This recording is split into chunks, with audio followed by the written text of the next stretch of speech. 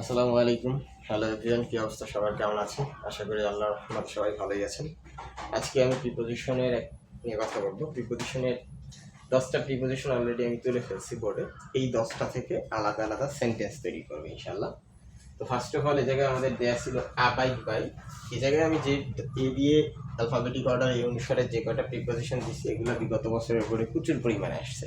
কোনোটা 3 বার, কোনোটা 4 বার, কোনোটা 5 বার, এমন অর্থ আছে, মানে এতবার করে আসতেছে এবং বিভিন্ন প্রতিযোগিতামূলক পরীক্ষাতে আসতে আসি। সো প্রিপোজিশন 10টা খুবই ইম্পর্টেন্ট হবে। আমি আরও অনেক প্রিপোজিশনের ক্লাস নিব ইনশাল্লাহ। সো ফার্স্ট অফ অল আমাদের যেটা দেওয়া ছিল সেটা দেওয়া ছিল অ্যাবাইড বাই। অ্যাবাইড বাই কথার অর্থ হচ্ছে মেনে চলো। সো আমাদের কাজ হচ্ছে অ্যাবাইড বাই দিয়ে একটা সেন্টেন্স তৈরি করা। সো আমি হয়তো দিয়ে একটা সেন্টেন্স, মানে একটা সেন্টেন্স তৈরি করে দেবো, বাট স্টুডেন্ট হিসেবে যারা আছেন আপনাদের কাজ হচ্ছে আবার বাসায় প্র্যাকটিস করা, এই সেন্টেন্সগুলো তৈরি করার কাছাকাছি আপনি নিজেও জানি আরও কিছু এক্সট্রা সেন্টেন্স তৈরি করতে পারেন, তাহলে হয়তো একটা ভালো অবস্থানে চলে যাওয়া যাবে। সো দেরি না করে শুরু করি। অ্যাবাইড বাই কথার অর্থ হচ্ছে মেনে চলা। এক্ষেত্রে আমরা একটা এক্সাম্পল দিতে পারি। এভরিবডি আমরা লিখতে পারি EVERY, everybody. Everybody should, everybody should abide by. অ্যাবাইড বাই প্রত্যেকের উচিত মেনে চলা। Everybody should abide by the rules of, the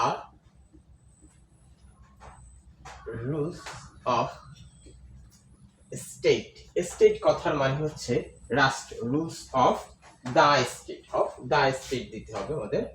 the state, state, এই লাইনের অর্থ হচ্ছে প্রত্যেকের উচিত মেনে চলা রাষ্ট্রের নীতিমালা। এভরিবডি শুড প্রত্যেকের উচিত অ্যাবাইড বাই মেনে চলা দ্য রুলস অফ নীতিমালা। কিসের নীতিমালা? দ্য স্টেট, রাষ্ট্রের নীতিমালা মেনে চলা উচিত। জাস্ট আমাদের একটা গেল। দ্বিতীয়টা হল অ্যাবস্টেন ফ্রম, অর্থ বিরত থাকা। সো অ্যাবস্টেন ফ্রম অর্থ বিরত থাকা, এটা থেকেও আমাদের একটা সেন্টেন্স তৈরি করতে হবে। আমরা লিখতে পারি we must abstain from bad habit. আমরা লিখতে পারি we must abstain from bad habit. এটার অর্থ হচ্ছে আমাদের অবশ্যই বিরত থাকতে হবে বা থাকা উচিত কি থেকে? ব্যাড হ্যাবিট, অর্থাৎ খারাপ অভ্যাস থেকে। ফ্রম ব্যাড হ্যাবিট অর্থাৎ, আবারও রিপিট করতেছি, উই মাস্ট আমাদের অবশ্যই, অ্যাবস্টেন ফ্রম বিরত থাকা উচিত বা বিরত থাকতে হবে কোথা থেকে? ব্যাড হ্যাবিট খারাপ অভ্যাস থেকে। হ্যাবিট অর্থ অভ্যাস, ব্যাড হ্যাবিট মানে খারাপ অভ্যাস। অ্যাকর্ডিং টু অনুসারে, এটা থেকে আমরা একটা সেন্টেন্স তৈরি করতে পারি। Cut your coat, cut your coat according to your cloth. এই কথার অর্থ হচ্ছে, এটা আমাদের একটা যে বাচনভঙ্গিতার অর্থ, যে আমাদের যে ব্যাপারটা, এটা প্রবাদ বাক্য অনুসারে আসতেছে আমাদের, যে cut your coat according to your cloth, এটার অর্থ হচ্ছে আয় বুঝে ব্যয় করা। তবে এ জায়গায় যদি প্রাসঙ্গিক অর্থ চাই তাহলে cut your coat according to your cloth, অর্থাৎ আমাদের এই যে অনেক সময় শীতের সময় আমরা বা যখন ঠান্ডা পড়ে তখন আমরা যে কোট পরি, কোটের উপর যে একটা অংশ আমাদের কোটই বলি, যেটা সেটা হচ্ছে কোটের পরে পড়া হয়, বা এক কথায় কোটের নিচেই পড়া হয়। সেটা হচ্ছে শার্টের এই অংশ থেকে আমাদের যে ক্লথ, আমরা যে শার্ট পরবো, শার্টের এই পুট বরাবর সেটা থাকতে হবে। সেটা পুটের থেকে বড়ও থাকতে পারবে না, সেই কোটিটা ছোট থাকতে পারবে না। এটা বোঝাচ্ছে যে আমাদের যে অনুসরণের প্রয়োজন, অর্থাৎ পোশাক অনুসারে আমাদের কোটটা তৈরি করতে হবে। পয়েন্টটা দেওয়া ছিল অ্যাকোমোস্টেটেড টু, অর্থ অভ্যস্ত, অর্থাৎ যে কোনো একটা ব্যাপারে আপনি অভ্যস্ত। আমি লিখতে পারি হি ইজ অ্যাকোমোস্টেটেড টু রাইজ আর্লিয়ার। লিখতে পারি he is accommodated to, AWCUSTOMED, accommodated to rise earlier, অর্থাৎ সে সকাল সকাল ঘুম থেকে উঠতে অভ্যস্ত। রাইজ আর্লিয়ার কথার মানে হচ্ছে শীঘ্রই ঘুম থেকে ওঠা বা জাগ্রত হওয়া। এমন এই অর্থ আকুল, কোনো কিছুর ব্যাপারে আপনার হৃদয়, মানে এক কথায় মনটা খুব অধীর বা আগ্রহ নিয়ে আছে। ঠিক আছে, এক্ষেত্রে আমরা লিখতে পারি মাই হার্ট, মাই হার্ট অর্থ হৃদয়, my heart aches for you, আমার হৃদয় তোমার জন্য আকুল হয়ে আছে। এটা আমাদের একটা সুন্দর এক্সাম্পল হতে পারে যে কোনো একটা ব্যাপারে আপনি কি খুবই আকুল বা অধীর আগ্রহ।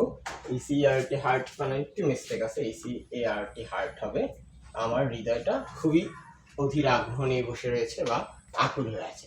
অ্যাকোয়েন্ট উইথ অর্থ পরিচিত, অর্থাৎ কোনো একটা ব্যাপারের সাথে আপনি পরিচিত বা যে কোনো একটা ব্যক্তির সাথে আপনি পরিচিত থাকতে পারেন। সেক্ষেত্রে লিখতে পারেন যে I am not acquainted with the gentleman, আমি ওই পুরুষের সাথে পরিচিত না। আই এম নট অ্যাকোয়েন্ট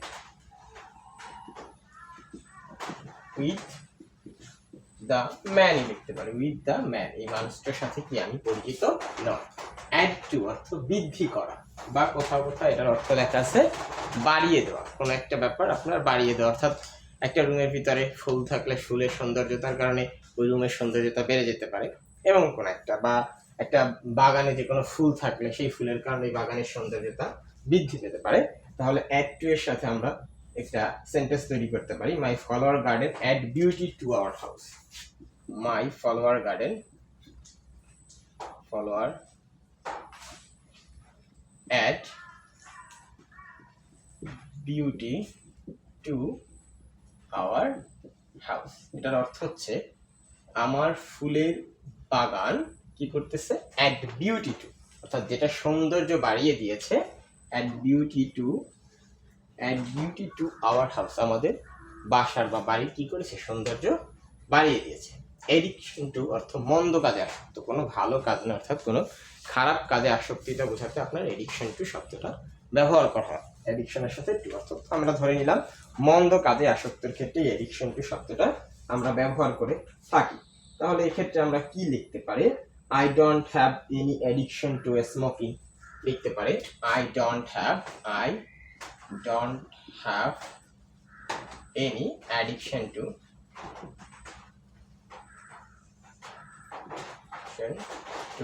স্মোক, অর্থাৎ ধূমপানের মতো মারাত্মক বা ক্ষতিকারক বা মন্দ কাজে আমার আসক্তি নেই।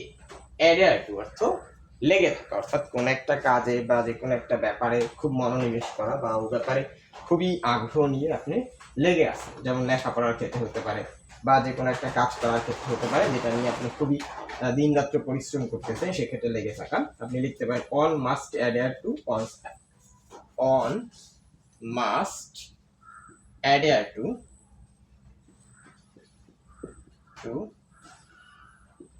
অনস ড্রিম, লিখতে পারেন অর্থাৎ একজন মানুষের তার স্বপ্নের প্রতি বা স্বপ্নের উপর লেগে থাকা উচিত, যে স্বপ্ন সে দেখতেছে সেটা নিয়ে তার লেগে থাকতে হবে, মানে কাজ করতে হবে। অ্যাডজাস্ট অর্থ খাপ খাওয়ানো, যে কোনো ব্যাপারে আপনি খাপ খেয়ে একটা নতুন একটা জায়গায় যে সে জায়গার পরিস্থিতির সাথে মিলিয়ে নিতে পারতেছেন, সেটাকে আমরা খাপ খাওয়া বলতে পারি। আর gradually adjust to myself to, লিখতে পারেন আই হ্যাভ গ্রাজুয়ালি অ্যাডজাস্ট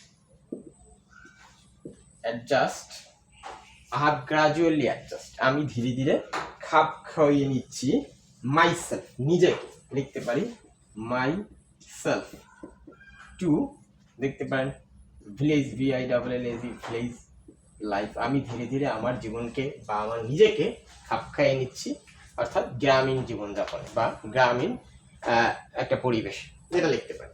অর্থাৎ এই জায়গায় আমাদের 10টা সেন্টেন্স তৈরি করা হলো। এই 10টা সেন্টেন্স হলো 10টা ফ্রেজিয়াল প্রিপোজিশন অনুসারে। যেমন আমি ফার্স্ট অফ অল আরেকবার রিপিট করে দিচ্ছি, অ্যাবাইড বাই অর্থ মেনে চলা, everybody should abide by the rules of the state, প্রত্যেক রাষ্ট্রের নীতিমালা মেনে চলা। পরে দি সেকেন্ড হচ্ছে আমাদের অ্যাবস্টেইন ফ্রম, বিরত থাকা, we must abstain from bad habit, আমাদের অবশ্যই খারাপ অভ্যাস থেকে দূরে থাকতে হবে বা বিরত থাকতে হবে। অ্যাকর্ডিং টু অর্থ অনুসারে, cut your coat according to your cloth, এটার অর্থ হচ্ছে, এটা প্রবাদ বাক্য আগে বলছি, এটার অর্থ আয় বুঝে ব্যয় করা। অ্যাকমস্টেটেড টু অর্থ অভ্যস্ত, হি ইজ অ্যাকমস্টেটেড টু রাইজ আর্লিয়ার, সে সকাল সকাল বা খুব শীঘ্রই ঘুম থেকে উঠতে অভ্যস্ত।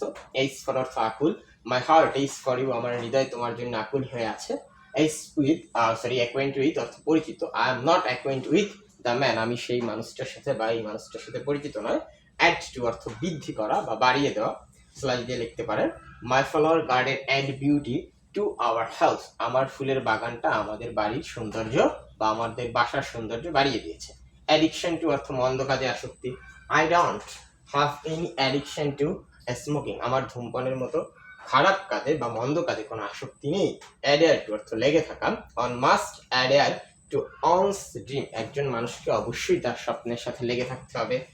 অ্যাডজাস্ট টু অর্থ খাপ খাওয়া না, have gradually adjust to myself to village life, আমি আমার নিজেকে ধীরে ধীরে গ্রামীণ জীবনযাপনে অভ্যস্ত করতেছি বা এই গ্রামীণ জীবনযাপনের সাথে খাপ খাওয়িয়ে নিচ্ছি।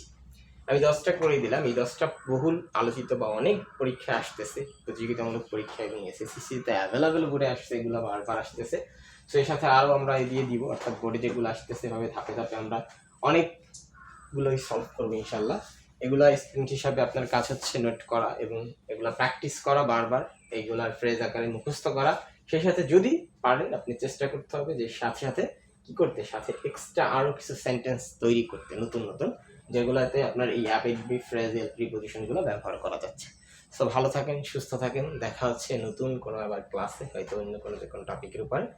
আজ এই পর্যন্ত, আল্লাহ হাফিজ।